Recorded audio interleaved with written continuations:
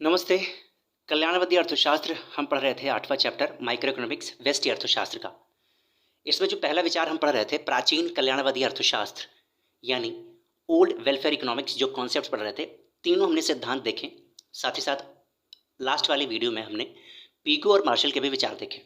अब हम इसकी आलोचनाएं देखते हैं जो प्राचीन कल्याणवादी अर्थशास्त्र हैं, जो इन्होंने दिया, अपने विचार प्रस्तुत किए।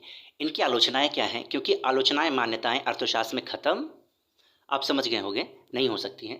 सबसे पहली आलोचना है उपयोगिता का मापनीय न होना। तो आलोचक मानते हैं कि जो उपयोगिता है उसका मापनीय ना होना, यानी वो उससे मापा नहीं जा सकता है। क्यों? उपयोगिता एक मनोवैज्ञानिक भावनात्मक तत्व होता है, ना कि मुद्रा के मापदंड से इसको माप सकते हैं। तो पहली यहाँ पर आलोचना हो गई, utility can not be measured. दूसरी है आर्थिक समानता यानी इकोनॉमिक इक्वालिटी। तो प्रोफेसर पीगू ने क्या किया, आर्थिक कल्याण में वृद्धि के लिए उन्होंने कहा कि राष्ट्रीय लाभांश जब बढ़ेगा तो धनिकों और निर्धनों के बीच में, जो धनी व्यक्ति हैं और जो निर्धन व्यक्ति हैं, इनके बीच में समान रूप से इस जो राष्ट्रीय लाभांश है उसको बांट दिया जाएगा और इससे आर्थिक कल्याण में वृद्धि हो गई।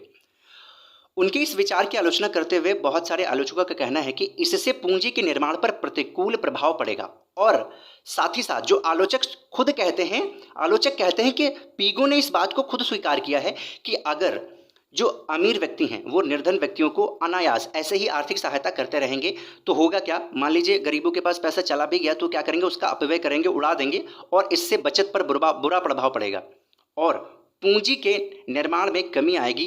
परिणाम स्वरूप भविष्य में राष्ट्रीय आय गिरेगी।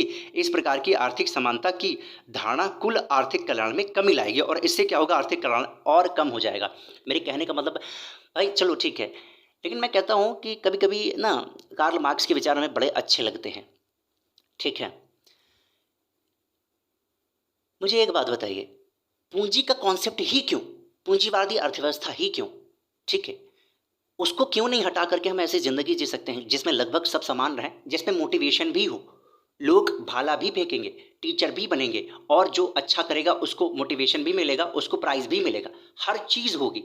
भाला फेंकेंगे मतलब जैसे कि आप जानते हैं नीरज चोपड़ा जी वगैरह जो बहुत इंटरनेशनल लेवल पर जो अपना मान, अपने देश का गौरव बढ़ा रहे हैं, वो सब भी होगा। हम अगर पूंजीवादी अर्थव्यवस्था को हटा दें तब भी सारी चीज़ें चलेंगी, वैसे ही चलेंगी और तब कल्याण में बहुत ज़्यादा वृद्धि होगी। ये मेरा कभी कभी क्या ही बताऊं, कभी जब अपने विचार प्रस्तुत करना होगा तो मैं आपको बताऊंगा कि हम पूंजीवाद यानी पैसे, धन के बिना तो नहीं बोल सकते, धन का यूज़ करके ही बनेंगे, लेकिन हम ये जो ऊंच नीच है ना, गरीब गरीब गरीब और अमीर अमीर अमीर, गरीब और गरीब होता जा रहा है और मरता जा रहा है। तब अमीर जो होते हैं वो और अमीर होते हैं और अच्छे से जीते हैं। ठीक है, मैं पूंजीपति वगैरह की बात कर रहा हूँ जो बहुत बड़े बड़े पैसे वाले होते हैं। ठीक है, तो इस बात से मैं सहमत नहीं हूँ, लेकिन अगर मैं सपोर्ट करता हूँ तो वो स्थिति ज़िंदगी में अब तो लगभग नहीं आ सकती है। अगर बहुत प्रयास किया जाए, बहुत इंटरनेशनल लेवल पर प्रयास किया जाए, बहुत देश आकर मिलें तब।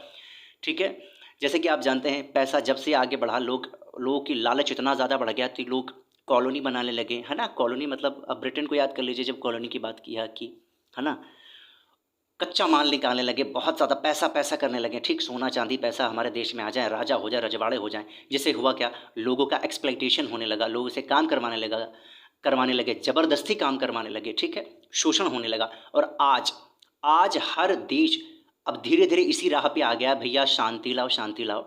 ठीक है, और कुछ समय के बाद ये शांति लाओ के साथ साथ ये भी कहेंगे कि भैया हमको ज़्यादा धन नहीं चाहिए, हमको अच्छा जीवन चाहिए। देखना ये समय ज़रूर आएगा। ठीक है, क्योंकि शांति के बिना जो मनुष्य का जीवन है ना वो एग्जिस्ट ही नहीं कर पाएगा, मर जाएगा। और जो मर जाएगा तो उसका मतलब ही क्या भाई, फिजिकली जब एग्जिस्ट करे तभी तो खाना मांगेंगे ना, खाने की ज़रूरत तब क्या होगी जब आप रहेंगे ही नहीं।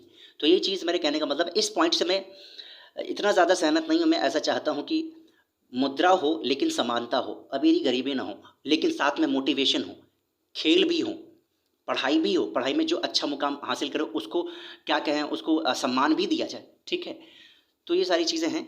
खैर अगला देखते हैं, गणना करना कठिन। इनके कहने का मतलब है, आलोचकों का कहने का मतलब है जो ये है, गणना इसका करना बड़ा कठिन है। ये मनोवैज्ञानिक धारणा होती है उपयोगिता, इसको आप नंबर्स में काउंट नहीं कर सकते। मान लीजिए आप और मैं किसी मेहमान नवाजी में जाते हैं, कॉफ़ी पिलाई जाती है, मुझे कॉफ़ी बिल्कुल पसंद नहीं है और मैंने मना नहीं किया लेकिन पी लिया।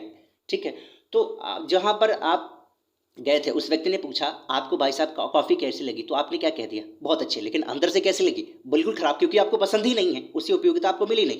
लेकिन आपके दोस्त से जब उसने पूछा तो उसने बोला आहा मज़ा आ गया, बड़ी अच्छी कॉफ़ी थी। तो उसके लिए उपयोगिता बहुत ज़्यादा है लेकिन मेरे लिए बिल्कुल कम है। तो बताइए नंबर में कैसे काउंट कर सकते हैं, ये तो भावनात्मक तत्व है ना, ठीक है, अब्स्ट्रैक्ट है आप कह सकते हैं। तो ये क्वालिटेटिव होता है, क्वांटिटेटिव नहीं होता है, जिसको नाप सकते हैं। क्वांटिटेटिव मतलब नंबर्स में, और क्वालिटेटिव मतलब जो भावनात्मक होता है, जिसको काउंट नहीं कर सकते, ठीक है, केवल महसूस किया जा सकता है। तो गणना करना कठिन है, ऐसा आलोचकों का कहना है।